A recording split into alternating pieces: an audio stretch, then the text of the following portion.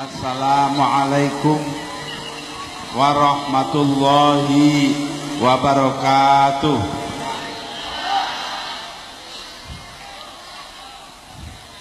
Bismillah walhamdulillah wassalatu wassalamu ala rasulillah Sayyidina Muhammad ibn Abdullah sallallahu alaihi wasallam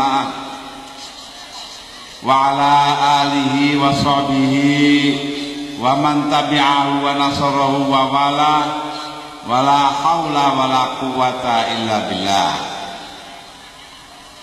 Ulama'ana al-kiram wa habaibana al-afadil wa zu'ama'ana al-'izza, para pejabat pemerintahan yang hadir di sini, khususnya Bapak Bupati Kabupaten Sumeneb, para pengurus Nahdlatul Ulama, para pengurus Dewan Pimpinan Cabang PKB, hadirin dan hadirat yang saya muliakan. Alhamdulillah, siang ini kita berada di sini untuk bersama-sama mengikuti pengajian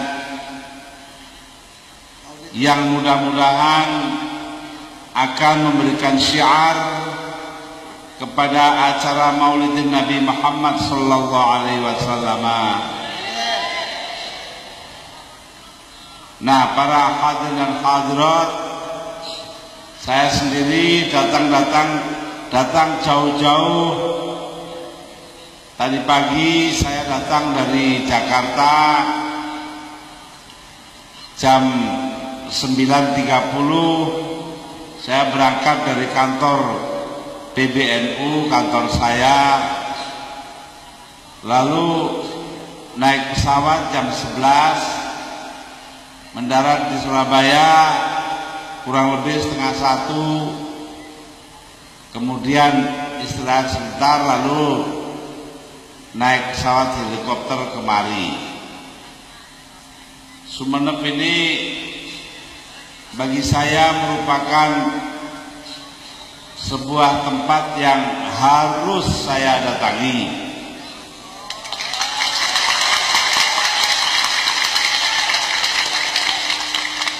Pertama, karena saya sebenarnya adalah keturunan orang Sumeneb.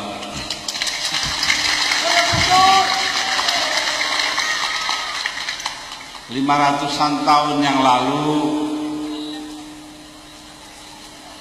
ada seorang perempuan, ibunya Joko Tingkir. Saya sudah nggak tahu lagi namanya siapa. Panggilannya Kanjeng Ratu Putri. Dia dikuburkan di Asta Tengki. Nah, beliaulah nenek moyang saya, dan beliaulah yang memulai tradisi bagi bangsa kita untuk mempunyai kekuatan masyarakat di luar pemerintah.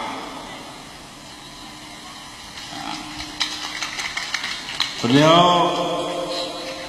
membawa Torekot Qadiriyah ke tanah Madura. Walaupun Bangkalan ini dekat dengan Surabaya, tapi Surabaya dulu cuma kampung saja. Lalu orang itu naik perahu dari Bengawan Solo. Nah, dari Bengawan Solo naik perahu, turun-turun di Sumeneb sini. Jadi pusatnya Madura dulu itu Sumeneb. Ya, karena itu sampai sekarang terkenal orang Sumeneb ini sebagai cikal bakalnya orang Madura itu berbahasa yang halus, berbudaya yang halus, dan terus terang saja lebih bersifat kota daripada orang-orang Madura yang lain.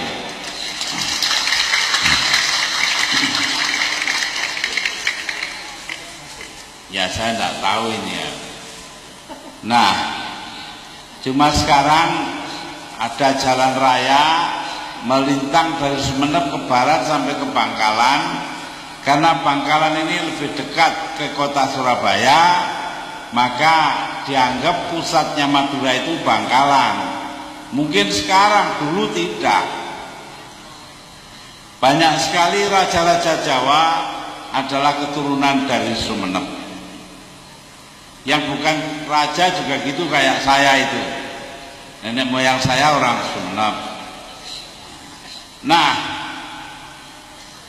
ketika Sultan Hadiwijaya dari Pajang, dia diberontai oleh anak angkatnya Sutawijaya, dan Sutawijaya ini bertanding dengan Sultan Hadiwijaya menang. Maka Sultan Hadiwijaya yang belakangan bernama Joko Tingkir akhirnya lari ke Madura ke ibunya, dan di sini minta Kanjeng Ratu Putri ibunya untuk memberikan kesaktian.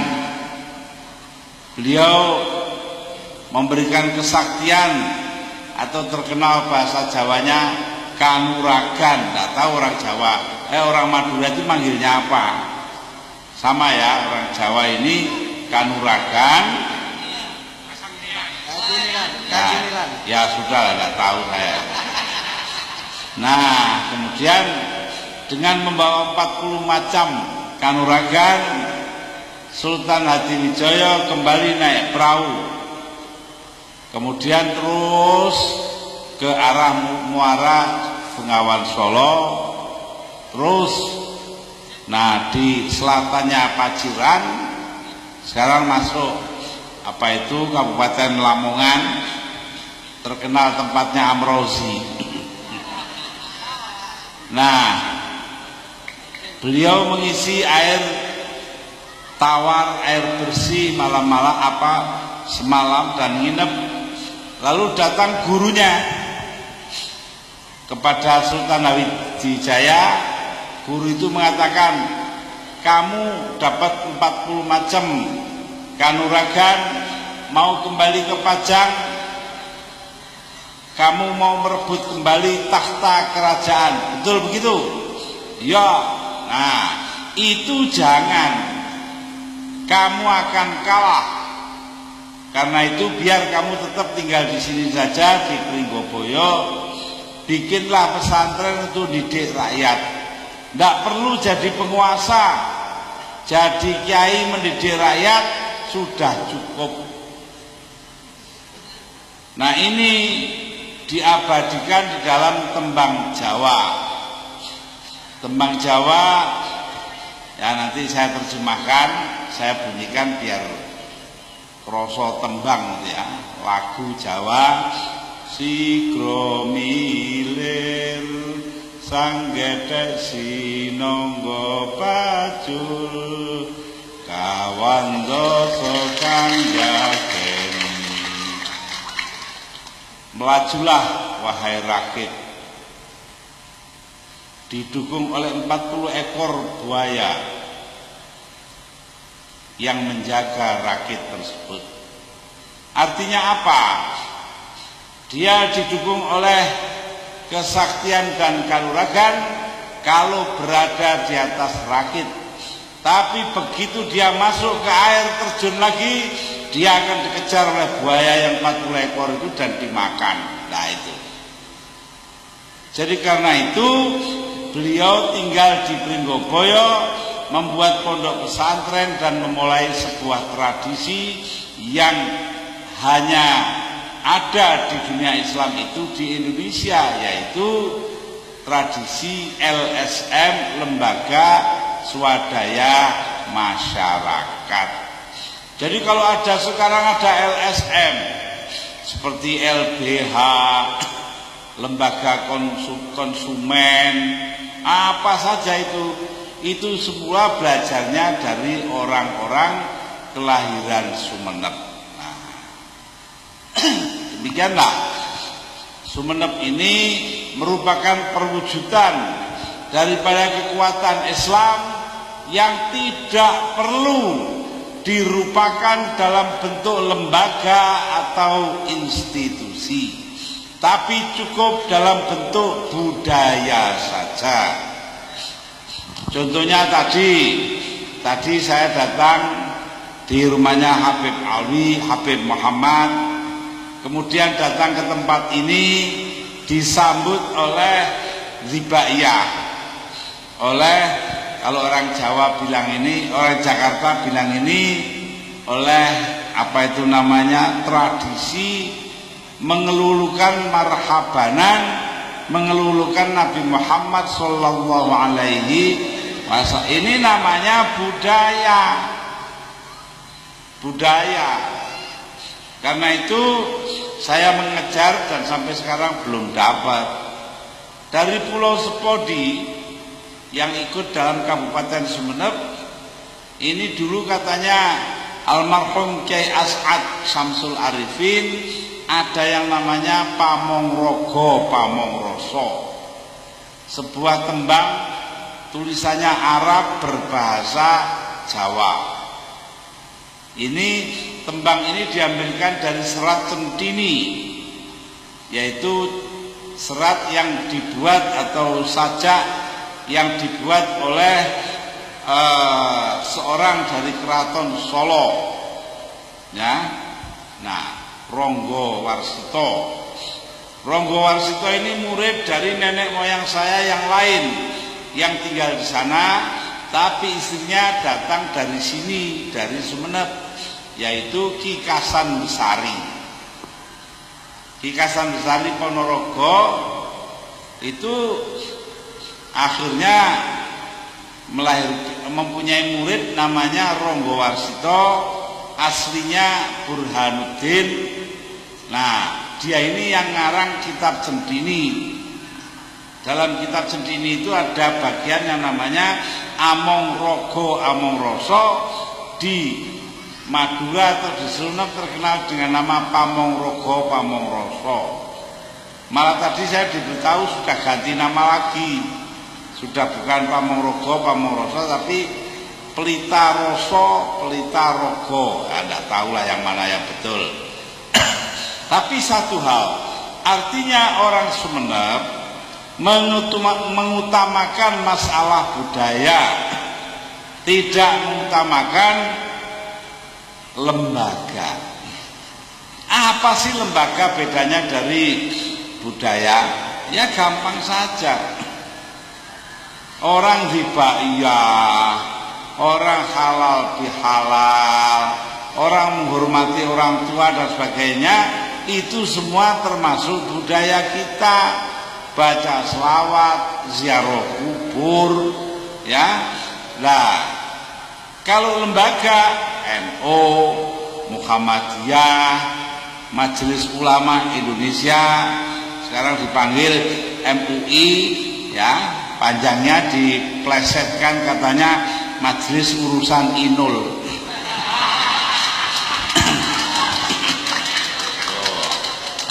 Tahu-tahu orang Sumenep tahu Inul juga.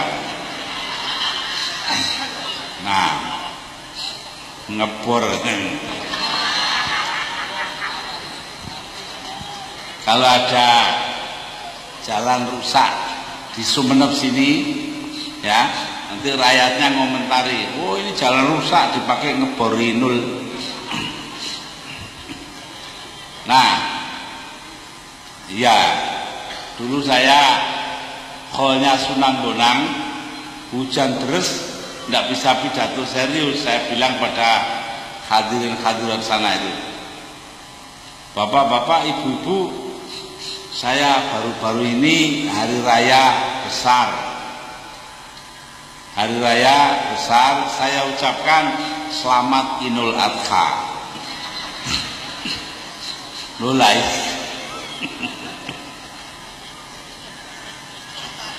Loh lah iya katanya begitu.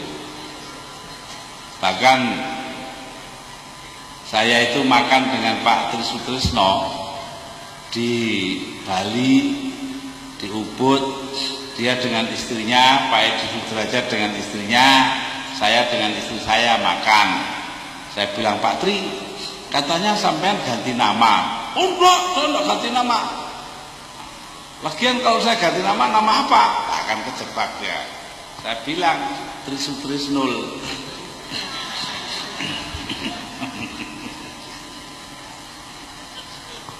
Nah, para hadirin hadirat, budaya itu begitu.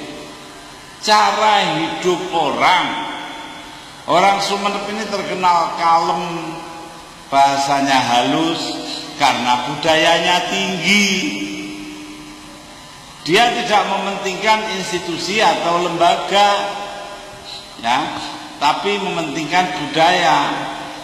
Nah, contohnya yang mementingkan lembaga itu dulu Pak Harto.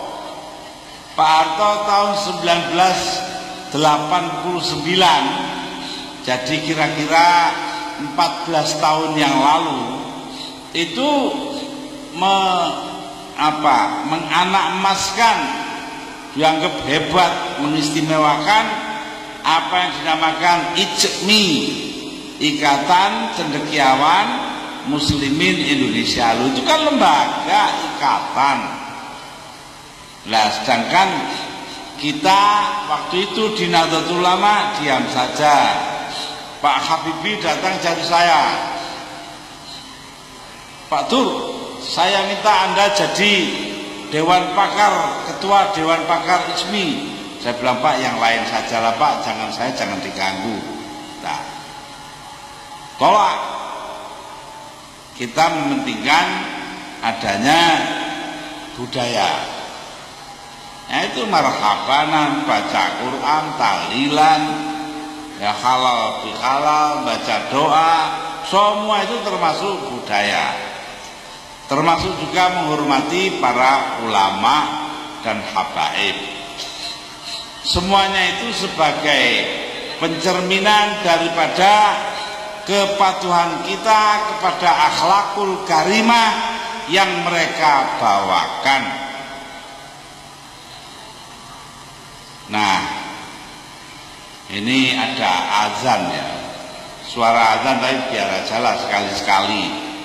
Kita langgar, kenapa? Saya tidak bisa lama-lama di sini. Kesininya naik helikopter, jamnya sangat tertentu. Kalau terlambat nanti terpaksa nginep di sini.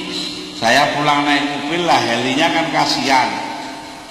Jadi karena itu saya juga tidak bisa lama-lama. Ada azan, tidak ada azan, diterak saja. Ya tidak apa-apa, sekali-sekali. Al-insan mahalul khata wan nisyan. Manusia tempatnya kesalahan dan lupa. Nah, ini. Jadi karena itu ya saya sengaja khotoknya ini biar aja tuh, ini khotok yang tidak seberapa besar. Ya. Nah, para hadirin hadirat, ini sesuai.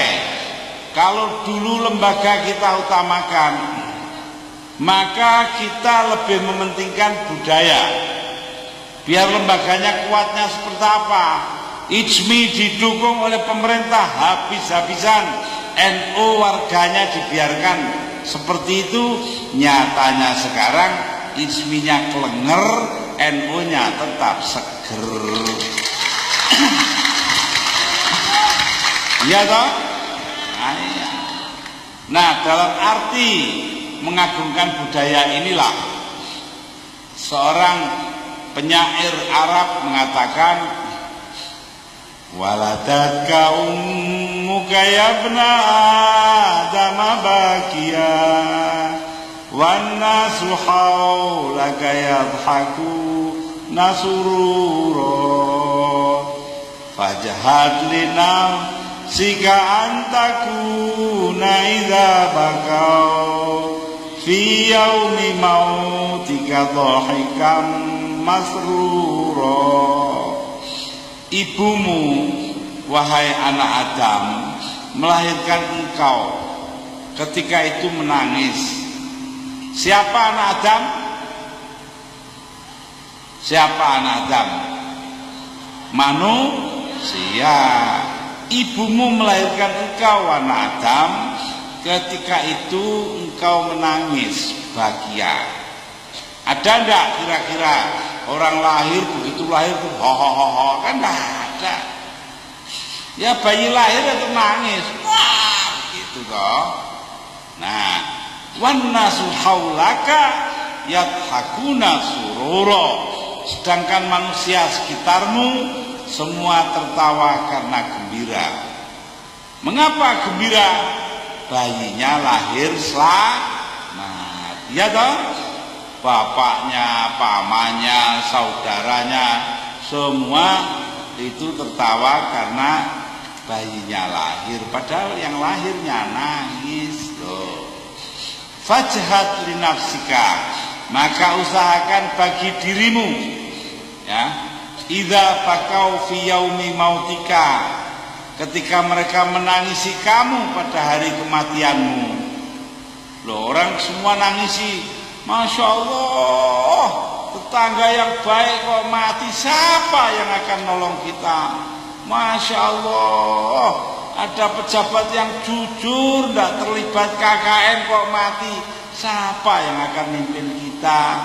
Lalu Masya Allah, orang kaya yang baik hati menolong tetangga-tetangga yang kesusahan ditinggal, meninggal, diambil Allah. Lalu siapa yang nanti jagai kita? Nah, ketika semua orang nangisi kita pada hari kematian kita itu, justru yang mati itu dhahikam masrura, orang yang tertawa karena diberi kegembiraan.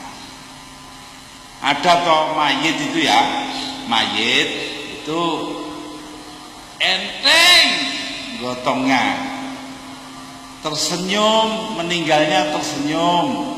Karena apa? Mau meninggal kelihatan surga itu, indahnya bukan main. Dia terus merasa, oh saya langsung diterima surga, tersenyum dia.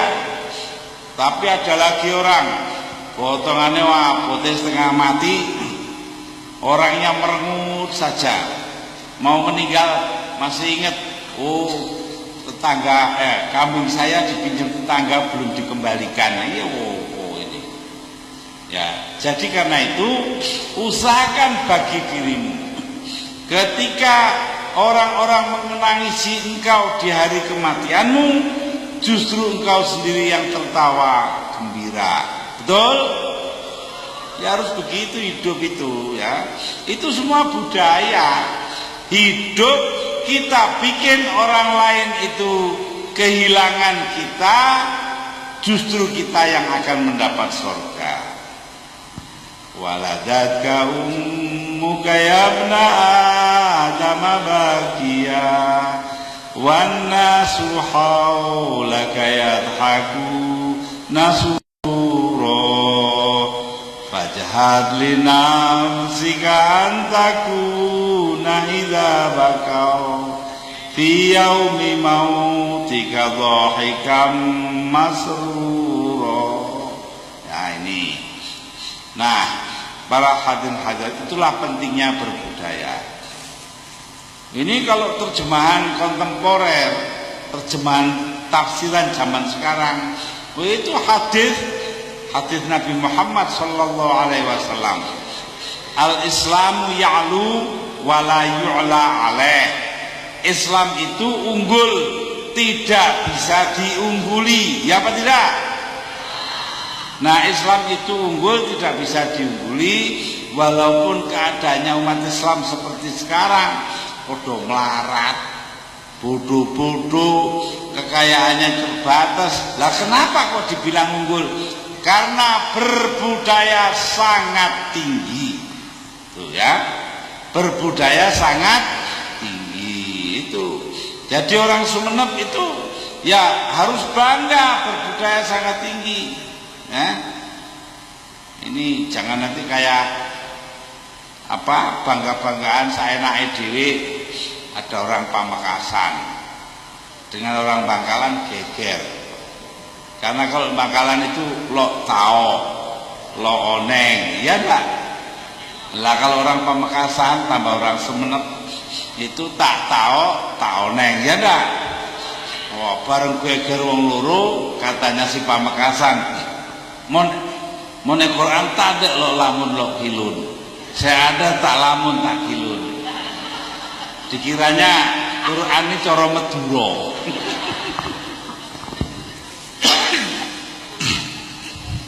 Lah iya, mon Quran tak lamun tak kilun. Ya memang bahasanya lain. Bahkan bahasa Inggris saja kalau orang Madura itu lain.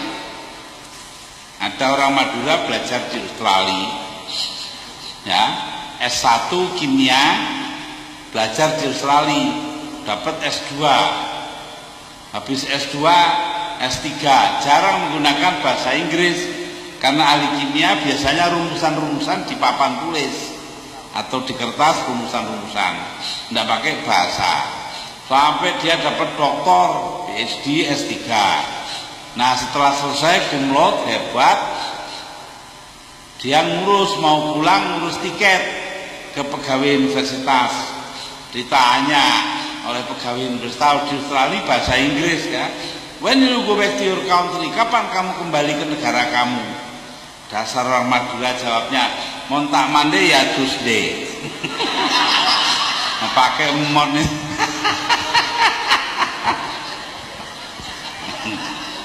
Makanya jangan ditiru, nanti ditiru ya. Nah, para hadirin hadirat, al-Islam ya'lu wa la yu'la alaih. Islam itu unggul dan tidak bisa diungguli orang lain. Mengapa? Karena berbudaya sangat tinggi. Pernah dicoba kita diinjek-injek, ditindas oleh Orde Baru, diapakan saja perlunya supaya kita patah, tapi kita tidak patah, kita tetap sabar, akhirnya kita diberi kemenangan oleh Allah Subhanahu wa Ta'ala. Ini pentingnya budaya. Ini juga yang saya praktekkan, saya laksanakan, saya terapkan. Ketika MPR mengadakan sidang istimewa untuk melengsarkan saya perbuatan melanggar undang-undang dasar, saya masih sabar karena menyangkut pangkat kepresidenan. Di negara ini tidak ada pangkat setinggi apapun yang harus dipertahankan dengan tetesan darah.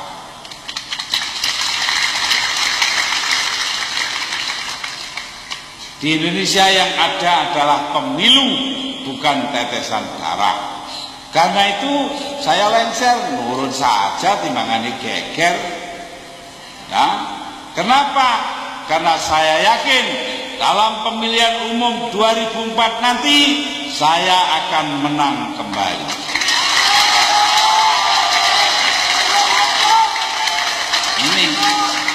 Ini masalahnya. Ya. Jadi ini orang berbudaya. Lah mereka yang melengsarkan saya itu tidak berbudaya. Oh, masalah hukum kok diselesaikan dengan cara politik. Itu artinya kesasar melanggar undang-undang dasar. Lah orang melanggar undang-undang dasar itu tidak berbudaya. Kan gampang kok. Masa begini saja rakyat desa ngerti yuk. Pemerintah pusat dan DPR-nya tidak paham. Kenapa? DPR sudah sibuk ngurusi diri sendiri, numpuk kekayaan. Sekarang menjadi apa? DPR RI sekarang menjadi apa namanya itu? Tempat jualan mobil itu, showroom termahal di dunia. Mahkamah Agungnya jadi pengecut. Ayo wes ngono guys, piye maneh. Ya, karena itu para hadirin dan hadirat, kita tidak perlu takut menghadapi masa depan. Kita punya budaya yang tinggi dan akan memenangkan pertandingan lawan siapapun. Baik. Nah ini, jadi hikmah yang kita ambil dari peristiwa Maulidin Nabi Muhammadin sallallahu alaihi wasallam. Tahun ini kita ngambil apa? Ngambil hikmah dalam bentuk satu hal, yaitu kita meneguhkan kembali kesabaran kita. Ini loh. Di Quran itu begitu banyak tentang kesabaran. Coba ayat yang tiap hari sampean baca itu. Bismillahirrahmanirrahim. Wal asri innal insana lafi khusrin illal ladzina amanu wa amilus solihati wa tawassaw bil haqqi wa tawassaw bis sabr. Jadi demi masa sesungguhnya manusia selalu berada dalam kerugian kecuali mereka yang beriman, mereka yang beramal soleh, mereka yang mempertahankan kebenaran, dan mereka yang menerapkan kesabaran. Loh ini ya, fasbiru ala ma atakum, bersabarlah atas apa yang kau derita. Oh banyak betul lah soal sabar ini ya. Jadi soalnya Pak Sabar ini. Iya ya. Nah jadi ini karena itu kita tidak perlu takut, tidak perlu keras-keras. Yang penting kembangkan budaya kesabaran sebagai bagian dari hikmah Maulidin Nabi Muhammadin sallallahu alaihi wasallam tahun ini ya. Begitulah yang saya rasa penting sekali untuk Anda ketahui. Al-Qur'anul Karim mengatakan, apa katanya Al-Qur'anul Karim? Laqad kana lakum fi Rasulillahi uswatun hasanah liman kana yarjullaha wal yaumal akhir wa dzakarallaha katsira. Benar-benar telah ada dalam diri Rasulullah sallallahu alaihi wasallam keteladanan yang sempurna. Uswatun hasanah itu terjemahan harfiah, itu keteladanan yang baik, tapi maksudnya di situ baik berarti sempurna ya. Jangan kayak uang murid-murid. Ada seorang perempuan marah-marah kepada mantunya. Mantunya ndonga ngejak wong akeh ndonga. Rabbana atina fid dunya hasanatan wa qina fil akhirati hasanatan wa qina adzabannar. Ngejak ndonga kan apik ta itu? Ya Allah, mudah-mudahan kau berikan akhir yang baik di dunia dan di akhirat. Lalu pulang-pulang mertuanya marah, perempuan. Apa kata mertua perempuannya? Kamu sudah saya kasih Mbak Yunya masih minta hasanah. Nah iya, makanya saya kawani untuk Rabbana atina fid dunya hasanah, karena takut mertuanya salah paham. Ya. Nah, ini memang orang penuh salah paham. Ada cerita seorang kiai ngajari santrinya, ila fi Quraisyin ila fihim rihlatash syita'i was-shaif. Muridnya bilang, ila fi Quraisyin ila fihim rihlatash syita'i was-shaifi. Nah, karena tulisannya ada kasrohnya shaifi, tapi sebetulnya dibaca waqaf. Lalu santri tidak ngerti, yang ngerti kiainya ya. Rihlatash syita'i was-shaif, rihlatash syita'i was-shaifi. Masih gitu terus. Rihlatash syita'i was-shaif kata kiainya. Santrinya rihlatash syita'i was-shaifi. Akhirnya kiainya marah. Ayo baca sekali lagi. Enggak baca. Rihlatash syita'i was-shaif, persis was-shaif. mulutnya dipegang oleh kiainya ya. Oh ya, wasoif ya, wasoif dilepas fi. Masih ada simpenannya. Nah, itu. Tapi di Sumenep nggak ada gitu itu. Mene-mene ada yang keliru di Sumenep ya, boleh kirim surat sama saya ya. Di Sumenep ada yang baca Riyata Sitai Wasoifi. Para hadirin hadirat. Nah, contoh yang sempurna telah ada dalam diri Rasulullah, utusan kita Nabi Muhammad Sallallahu Alaihi Wasallam. Untuk siapa contoh itu? Liman kana yarjullah, bagi orang yang mengharapkan ridho Allah. Ridho Allah, makanya ada hadis ridho Allah fi ridhal walidain. Ridhonya Allah ada dalam diri ridhonya orang tua, kedua orang tua. Makanya kita tidak boleh mukul orang tua, apalagi mukul, menghardik, membentak aja tidak boleh. Wala tanharhuma, katanya Quran. Jangan kau bentak, jangan disentak wong tua luru itu. Loh, Pak ya. Nah ini, maka kita yarjullah yang mengharapkan ridho Allah, wal yaumal akhir, dan mengharapkan ridho hari akhirat kelak. Nah itu yaumal akhir, hari akhirat kelak. Nah, apa keuntungan dalam hari akhirat kelak? Kebahagiaannya namanya surga ya. Kita mengharapkan ridho Allah, dan dengan demikian kita akan masuk surga. Tapi katanya ayat itu wa dzakarallaha katsira, dan mengingat sebagian besar kekuasaan Allah Subhanahu wa taala. Nah ini zakaro ya, kekuasaan ini juga bisa dibilang melakukannya dengan zikir.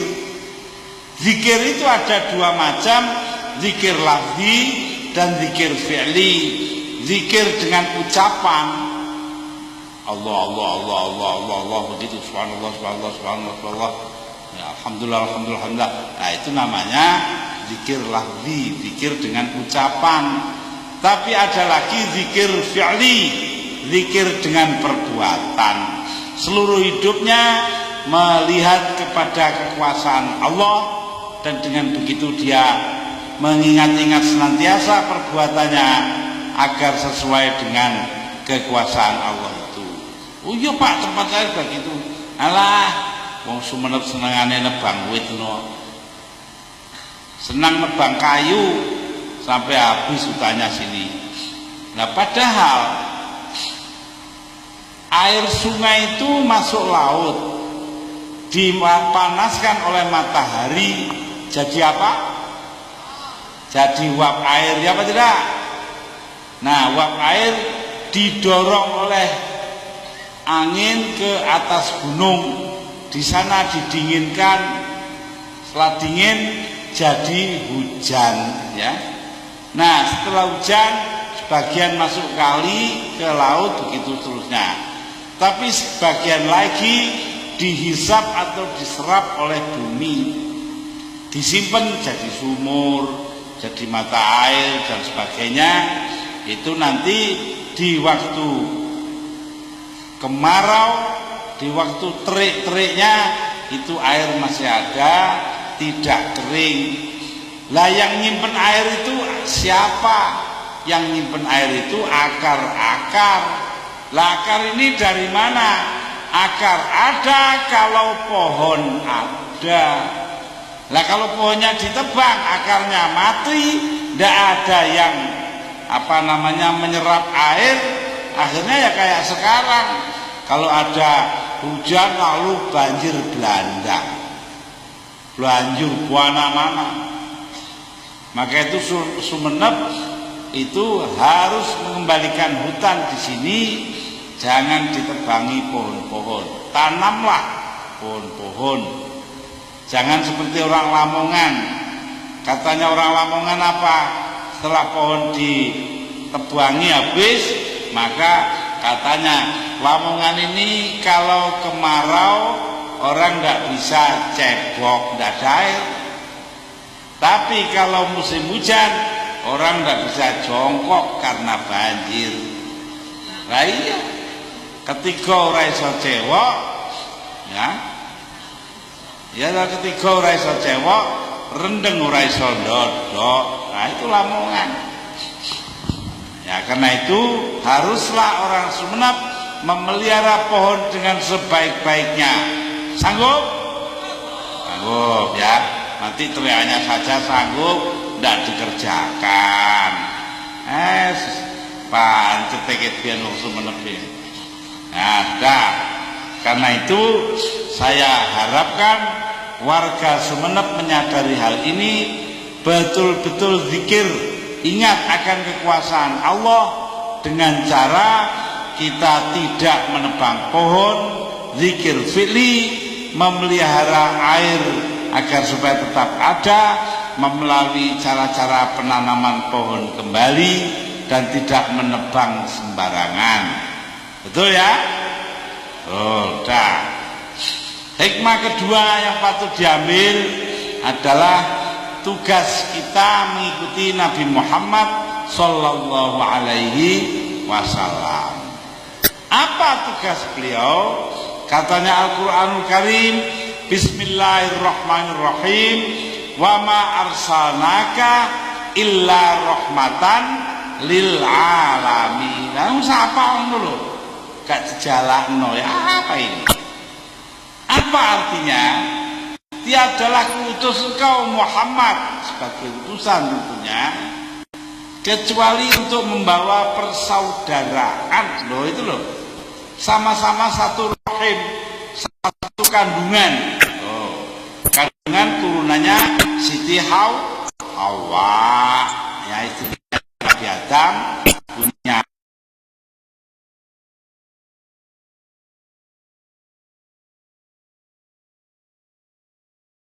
anak, dua anaknya seperti begini ini banyaknya di mana-mana ya. Nah, karena itu kita bersaudara satu sama lain. Beda bangsane, enek Madurane, enek Cinane, enek Arabe ya. Enggak apa-apa, biasa saudara kok. Caranya berbeda, bahasanya berbeda, adat istiadatnya berbeda, agamanya berbeda, enggak apa-apa. Masing-masing nanti di akhirat akan ditentukan oleh Allah Subhanahu wa taala mana yang amalnya diterima, mana yang tidak. Katanya Al-Qur'an Karim, Bismillahirrahmanirrahim, ya. May yabtaghi ghairal islami dinan fala yuqbal minhu wa huwa fil akhirati minal khasirin. Siapa yang mengambil selain Islam sebagai agama, selain Islam ya, sebagai agama, fala yuqbal minhu, maka amal perbuatannya